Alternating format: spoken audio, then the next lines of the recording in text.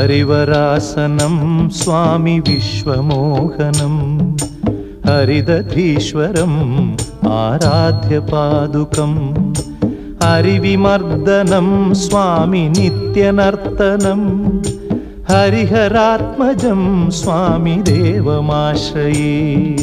शरणमय्यप्पा स्वामी शरणमय्यप्पा शरणमय्यप्पा स्वामी शरणमय्यप्पा।